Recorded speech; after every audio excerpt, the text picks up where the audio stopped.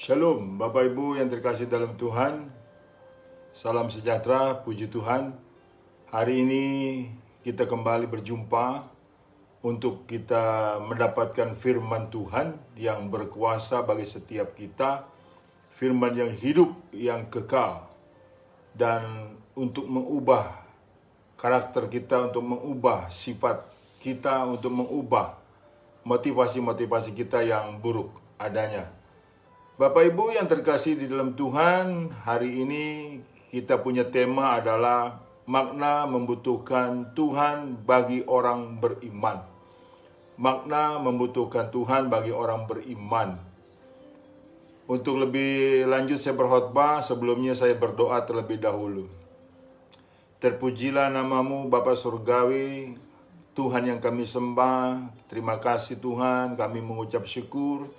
Jikalau hari ini kembali mendapatkan firman-Mu, mendapatkan teguran ajaran-Mu yang begitu luar biasa, yang untuk kami menjadi pelaku firman-Mu, untuk hidup kami selalu menyenangkan hati-Mu. Terima kasih Bapa Surgawi, dalam nama Tuhan Yesus kami sudah berdoa mengucap syukur, haleluya, amin. Puji Tuhan, Bapak Ibu, tema kita hari ini adalah makna membutuhkan Tuhan bagi orang beriman. Ini bentuk penegasan Bapak Ibu dan kembali untuk mengingatkan kita akan nilai membutuhkan Tuhan. Sebab saudaraku, membutuhkan Tuhan seringkali sudah mengalami makna yang sangat amat dangkal. Mereka membutuhkan Tuhan hanya sebatas sandang papan pangan. Tatkala sudah dipuaskan dengan sandang papan pangan, bahkan mereka belum mendapatkan sandang papan pangan yang memuaskan hati mereka, mereka begitu saja mencampakkan Tuhan. Wah, ini durhaka Bapak Ibu, ini tidak boleh. Membutuhkan Tuhan yang sesungguhnya ada beberapa hal yang saya akan kupas di sini yang akan kita mempelajari lebih mendalam.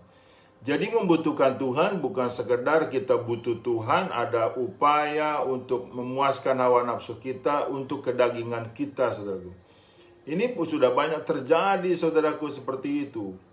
Sehingga nilai-nilai kebenarannya sudah sangat dangkal sekali.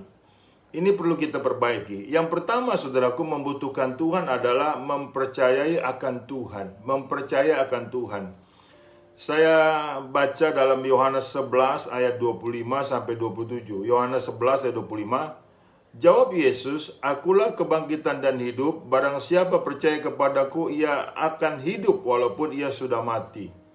Dan setiap orang yang hidup dan yang percaya kepadaku tidak akan mati selama-lamanya. Percayakah engkau akan hal ini?" Jawab Maria, "Ya Tuhan, aku percaya bahwa engkaulah Mesias anak Allah, dia yang akan datang ke dalam dunia." Bapak Ibu, membutuhkan Tuhan bukan sekedar sandang papan pangan. Itu bicara keduniawian, bicara kedagingan yang akan bersegera lenyap. Membutuhkan Tuhan, saudaraku, adalah untuk mempercayai akan Tuhan. Mempercayakan diri kita akan Tuhan dan mempercayakan akan Tuhan. Akan Tuhan itu yang bagaimana? Akan Tuhan yang mampu membangkitkan orang mati. Kata Yesus, "Akulah kebangkitan dan hidup. Barang siapa percaya kepadaku, ia akan hidup walaupun ia sudah mati." Ini bicara nilai hidup dalam kekekalan. Kita membutuhkan Tuhan adalah untuk dalam kerangka, untuk dalam kekekalan. Bukannya untuk hanya masalah sesaat. Iya kan? Kalau untuk masalah sesaat, Bapak Ibu, itu namanya kurang ajar. Jadi Tuhan itu akan dibuat sedemikian rupa peranti untuk memuaskan hawa nafsu mereka. Enggak boleh, saudaraku. Iya kan? Tanpa Tuhan, saudaraku, tidak ada kebangkitan. Tanpa Yesus tidak ada kebangkitan. Tanpa Yesus tidak ada kebenaran. Tanpa Yesus tidak ada kehidupan. Itu yang jelas-jelas kebenaran. Jadi kita membutuhkan dalam hal tersebut, Bapak Ibu, bukan soal sandang papan pangan seperti orang-orang dunia laksanakan. Yang dicari oleh orang-orang yang tidak mengenal Allah, Bapak Ibu. Carilah lebih dahulu kerajaan Allah beserta kebenaran, semua akan ditambahkan. Jadi tanpa Yesus, Bapak Ibu, tidak ada kebangkitan orang mati. Bersama dengan Yesus kita dibangkitkan dari antara orang mati. Itu luar biasa sekali. Nah, disitulah nilai kita untuk mempercayai akan Tuhan. Itulah nilai kita membutuhkan Tuhan yang sesungguhnya, yang sebenar-benarnya. Jadi ubahlah pengertianmu, ubahlah kepercayaanmu dengan nilai-nilai yang benar, nilai-nilai yang benar-benar benar, Bapak Ibu. Jangan mempunyai satu nilai yang salah. Sebab kalau Anda salah bisa berbahaya. Jadi mempercayai Yesus itu adalah kebutuhan kita. Bukan masalah sandang papan pangan. Itu masalah nomor sekian. Nomor satu adalah yang utama adalah karena Dia adalah kebangkitan dan kehidupan. Puji Tuhan. Amin. Saya baca lagi satu pasal soal ini, Bapak Ibu. Filipi 3 ayat 1-11. Agak panjang ayat ini, sengaja saya baca untuk kita agar kita lengkap satu perikop. Filipi 1 ayat 3-1-11 ini dalam kerangka untuk mempercayakan Tuhan. Akhirnya saudara-saudaraku, bersukacitalah dalam Tuhan. Menuliskan hal ini lagi kepadamu tidaklah berat bagiku dan memberi kepastian kepadamu. Hati-hatilah terhadap anjing-anjing, hati-hatilah terhadap pekerja-pekerja yang jahat, hati-hatilah terhadap penyunat-penyunat palsu, karena kitalah orang-orang bersunat yang beribadah oleh Roh Allah dan bermegah dalam Kristus Yesus dan tidak menaruh percaya pada hal-hal lahiriah. Sekalipun aku juga ada alasan untuk menaruh percaya kepada hal-hal lahiriah, jika ada orang lain menyangka dapat menaruh percaya pada hal-hal lahiriah, aku lebih lagi. Disunat pada hari ke-8 dari bangsa Israel, dari suku Binyamin, orang Ibrani asli. Tentang pendirian terhadap hukum Taurat, aku orang Farisi. Tentang kegiatan aku penganiaya jemaat, tentang kebenaran dalam mentaati hukum Taurat, aku tidak bercacat. Tetapi apa yang dahulu merupakan keuntungan bagiku, sekarang kuanggap rugi karena Kristus. Malahan segala sesuatu kuanggap rugi karena pengenalan akan Kristus Yesus Tuhanku lebih mulia daripada semuanya. Oleh karena Dialah aku telah melepaskan semuanya itu dan menganggapnya sampah, supaya aku memperoleh Kristus. Dan berada dalam Dia bukan dengan kebenaranku sendiri karena mentaati hukum Taurat, melainkan dengan kebenaran karena kepercayaan kepada Kristus, yaitu kebenaran yang Allah anugerahkan berdasarkan kepercayaan yang ku kehendaki, ialah mengenal Dia akan kuasa kebangkitannya dan persekutuan dalam penderitaannya, di mana aku menjadi serupa dengan Dia dalam kematiannya, supaya aku akhirnya beroleh kebangkitan dari antara orang mati. Nah, saudara, ini Rasul Paulus punya keyakinan, ini firman Tuhan yang luar biasa. Tetapi banyak orang Kristen justru kebalikan dari Rasul Paulus ini. Mereka masih bangga dengan keduniawiannya, mereka masih bangga dengan lahirianya. Bahkan saudaraku, mereka mengukur Tuhan, kurang ajarnya adalah soal nilai berkat. Ada percakapan yang saya dengar, Bapak Ibu, secara diam-diam di ruang gereja. Jadi ada pembicaraan, ya kan, berapa lama kamu menjadi orang Kristen? Saya sudah 2 tahun. Apa yang kamu dapat dari nilai kekristenan? Maksud Anda, jadi lawan bicara seperti itu, ya apa yang berkat apa yang sudah Anda dapat sebagai orang Kristen? Iya kan, ya saya masih nganggur, saya masih belum ada kerja. Wah, payah banget kamu menjadi orang Kristen seperti itu. Nah, itu ukurannya. Lihat, kalau saya menjadi orang Kristen, saya sudah begitu banyak berkat dari Tuhan. Saudara, saya beritahu, itu tidak kau bawa mati. Kalau engkau tidak benar dalam hal untuk mengenal Yesus dan tidak percaya di dalamnya, engkau akan lenyap. Tidak bisa nilai kekristenan diukur dari berkat, sementara orang-orang yang susah engkau bilang bahwa itu orang jauh dari Tuhan. Tidak boleh, Bapak Ibu. Ya kan, justru di situ engkau harus paham, mempercayai akan Tuhan itu jauh dari segala-galanya, untuk meninggalkan keduniawianmu dan untuk semuanya itu sampah. Ya kan, nah, itu Rasul Paulus. Rasul Paulus, saudaraku, kalau ingin dia banggakan lahirianya, dia bilang, aku ini orang Yahudi, ya kan, aku ini ahli Taurat. Tapi semua itu kuanggap sampah. Yang dulu merupakan keuntungan bagi dia, kuanggap sampah. Karena pengenalan akan Yesus lebih mulia dari segala-galanya. Nah, mempercayai Yesus Kristus sampai dia mau mati dan bangkit bersama dengan Yesus, itu luar biasa. Ini seringkali, saudaraku, tidak terjadi atas orang Kristen. Yang banyak terjadi justru kebanggaan mereka duniawi. Sehingga ukuran mereka banyak berkat adalah orang yang bangga dipercaya sama Tuhan. Padahal belum tentu. Berkat itu bisa saja berasal dari si jahat. Hati-hati Bapak Ibu dalam hal ini. Jadi saudaraku, yang pertama makna membutuhkan Tuhan bagi orang beriman adalah mempercayai akan Tuhan. Kalau engkau di luar Tuhan binasa, di dalam Yesus Kristus engkau memperoleh hidup kekal. Amin. Yang kedua saudaraku, mengalami akan Tuhan. Ayub pasal 42 ayat 1-6, mengalami akan Tuhan. Maka jawab Ayub kepada Tuhan, aku tahu bahwa engkau sanggup melakukan segala sesuatu dan tidak ada rencanamu yang gagal.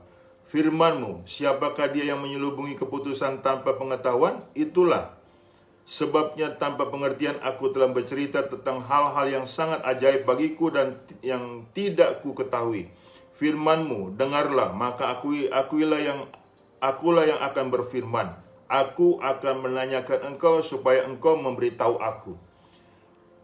Hanya dari kata orang saja aku mendengar tentang engkau, tetapi sekarang mataku sendiri memandang engkau. Oleh sebab itu aku mencabut perkataanku dan dengan menyesal aku duduk dalam debu dan abu.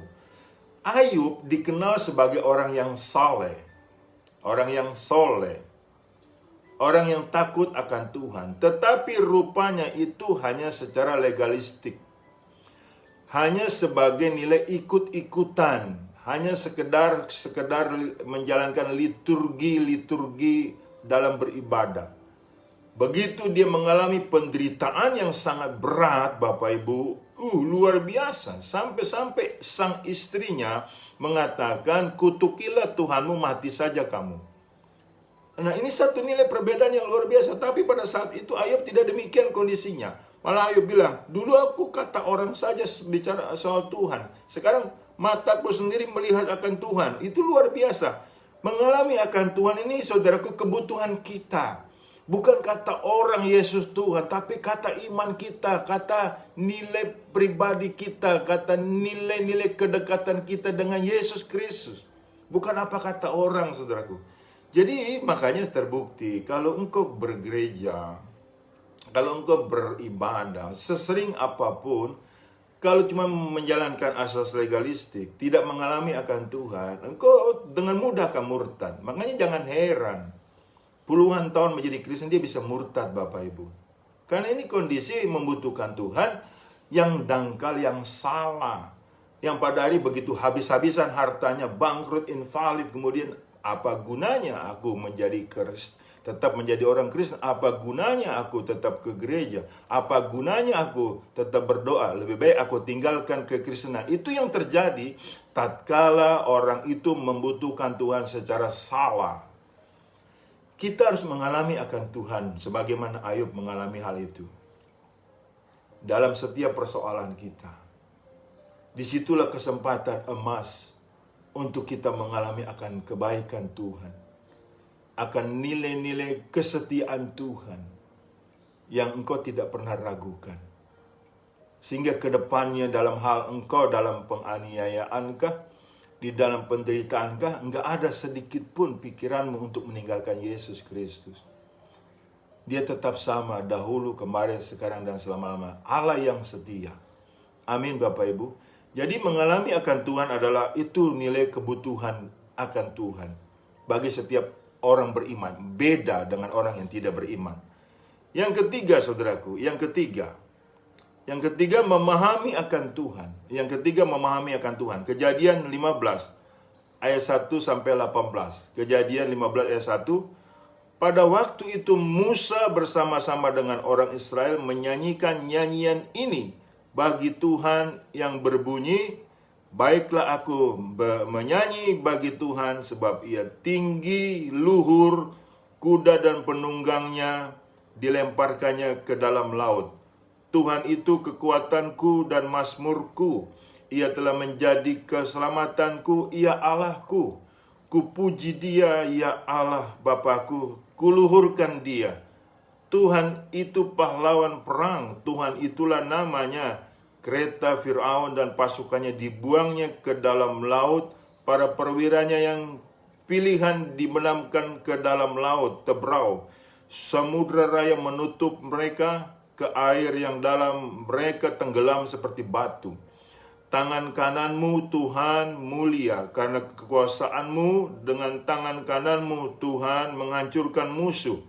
Dengan keluhuranmu yang besar engkau meruntuhkan siapa yang bangkit menentang engkau. Engkau melepaskan api murkamu yang memakan mereka sebagai tunggul gandum. Karena nafas hidungmu segala air naik bertimbun-timbun, segala aliran berdiri tegak seperti bendungan. Air bah membeku di tengah-tengah laut. Kata musuh, aku akan mengejar, akan mencapai mereka, akan membagi-bagikan jaran. Nafsuku akan kulampiaskan kepada mereka, akan kuhunus pedangku, tanganku akan melenyapkan mereka. Engkau meniup dengan taufanmu, laut pun menutupi mereka.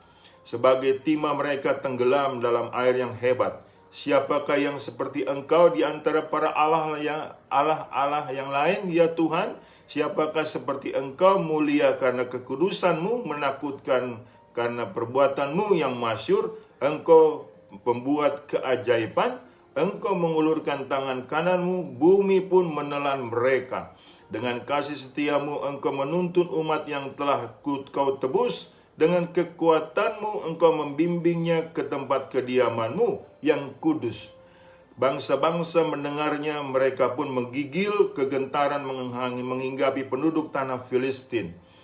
Pada waktu itu gemparlah para kepala kaum di Edom. Kedahsyatan menghinggapi orang-orang yang berkuasa di Moab. Semua penduduk tanah Kanaan gemetar. Ngeri dan takut menimpa mereka karena kebesaran tanganmu. Mereka kaku seperti batu sampai umatmu menyeberang. Ya Tuhan, sampai umat yang kau peroleh menyeberang. Engkau membawa mereka dan kau cangkokkan mereka di atas gunung milikmu sendiri, di tempat yang telah kau buat kediamanmu, yang ya Tuhan, di tempat kudus yang didirikan tanganmu, ya Tuhan. Tuhan memerintah kekal selama-lamanya. Luar biasa saudaraku, Musa memahami Tuhan yang dia sembah. Itu sangat luar biasa saudaraku. Musa memahami dan membutuhkan Tuhan yang dahsyat, yang luar biasa, pembela yang agung, yang mulia, yang tidak pernah meninggalkan umatnya. Kita harus memahami Tuhan seperti itu Bapak Ibu seharusnya. Jangan pemahaman Tuhan itu dangkal yang sering kali diungkapkan dengan ucapan-ucapan yang sangat tidak bermutu. Iya kan? Sering saya bicara keluhan-keluhan jemaat yang tidak memahami Tuhan yang dia sembah. Kalau Anda datang ke gereja tidak paham akan kekuatan Tuhan, tidak paham akan kuasa Tuhan, tidak paham akan kedahsyatan Tuhan, tidak paham akan kesetiaan Tuhan, tidak paham akan pembelaan Tuhan, tidak memahami akan itu, engkau akan segera murtad. Jangan biarkan dirimu dalam keraguan-raguan. Kenali Allahmu yang begitu kekuatannya tidak ada tandingannya, tidak ada lawan saudaraku. Musa memahami akan demikian. Waktu mereka dituntun Tuhan keluar dari Mesir untuk menuju tanah Kanaan, Musa melihat kuasa Allah bekerja begitu sangat luar biasa. Makanya dia utarakan di Kejadian 15 ayat 1 sampai 18 ini. Saudara, pahamilah Tuhan yang kau sembah. Dia pencipta langit dan bumi yang kita kenal di dalam nama Tuhan Yesus Kristus. Kalau Anda tidak paham, Anda akan meremehkan dia.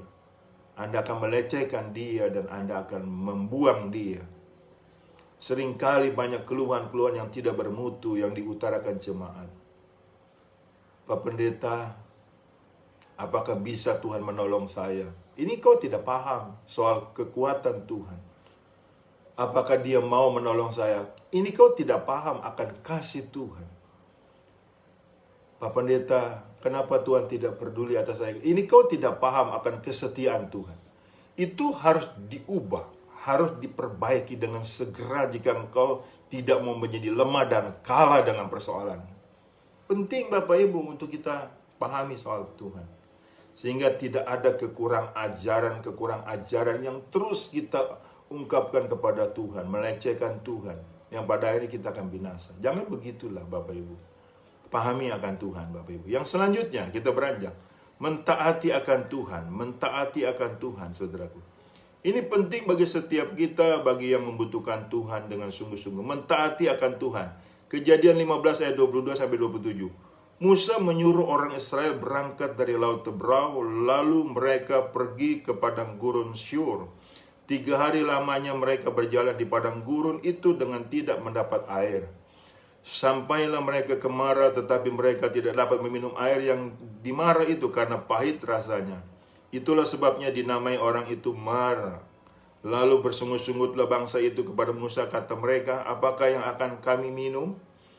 Musa berseru kepada Tuhan, dan Tuhan menunjukkan kepadanya sepotong kayu. Musa melemparkan kayu itu ke dalam air, lalu air itu menjadi manis di sana. Diberikan Tuhan ketetapan, peraturan-peraturan kepada mereka, dan di sanalah Tuhan mencoba mereka. Firman-Nya, jika kamu sungguh-sungguh mendengarkan suara Tuhan Allahmu dan melakukan apa yang benar di matanya dan memasang telingamu kepada perintah-perintahnya dan tetap mengikuti segala ketetapannya, maka aku tidak akan menimpa kepadamu penyakit manapun yang telah kutimpakan kepada orang Mesir, dan aku Tuhanlah yang menyembuhkan engkau. Sesudah itu sampailah mereka ke Elim. Di sana ada 12 mata air dan 70 pohon korma. Lalu berkemahlah mereka di sana di tepi air itu. Jangan kita beranggapan bahwa Tuhan tidak bertanggung jawab atas apa yang Dia lakukan sama kita. Waktu itu bangsa Israel mau minum, habis menyeberangi Laut Tebrau, dan mereka kedapatan air di Mara itu pahit Bapak Ibu. Kemudian Musa berdoa dan mendapatkan sepotong kayu, suruh dilempar sama Tuhan itu kayunya ke sumur itu, dan air itu berubah menjadi manis. Dari situlah muncul ketetapan. Harus taat dengan ketetapan-ketetapan Tuhan, dengan firman-Nya, dengan kehendak-Nya. Sehingga kita diluputkan dari maut, diluputkan dari sampar, diluputkan dari hal-hal berbagai penyakit. Kalau kita taat, mentaati Tuhan Bapak Ibu, itulah nilai kebutuhan kita. Kita membutuhkan nilai-nilai ketaatan untuk kepada Tuhan. Itu kebutuhan yang sejati. Kalau kita tidak taat Bapak Ibu, itu bisa berabe. Tuhan sudah berjanji dan janji Tuhan pasti ditepati. Jadi bagi setiap kita harus menyadari, ini ketaatan Bapak Ibu sudah luntur di banyak jemaat. Ya, bahkan mereka dengan kurang ajarnya memilah-milah.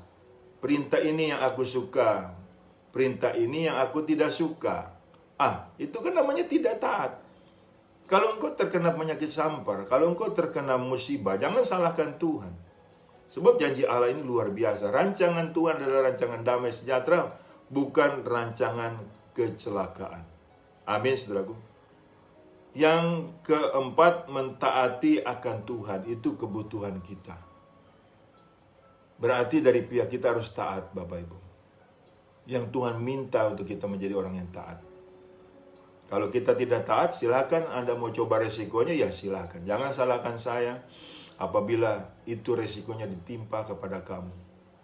Yang selanjutnya, saudaraku, mengasihi akan Tuhan. Mengasihi akan Tuhan. Roma 8 ayat 34-39. Kristus Yesus yang telah mati, bahkan lebih lagi yang telah bangkit, yang juga duduk di sebelah kanan Allah, yang malah menjadi pembela bagi kita. Siapakah yang akan memisahkan kita dari kasih Kristus?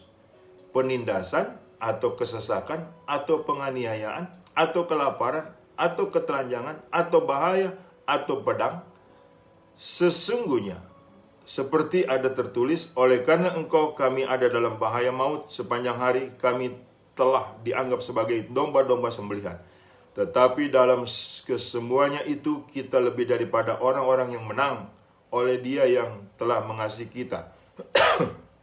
Sebab aku yakin bahwa baik maut maupun hidup, baik malaikat-malaikat maupun pemerintah-pemerintah, baik yang ada sekarang maupun yang akan datang, atau kuasa-kuasa, baik yang di atas maupun yang di bawah, ataupun sesuatu makhluk lain, tidak akan dapat memisahkan kita dari kasih Allah yang ada dalam Kristus Yesus Tuhan kita.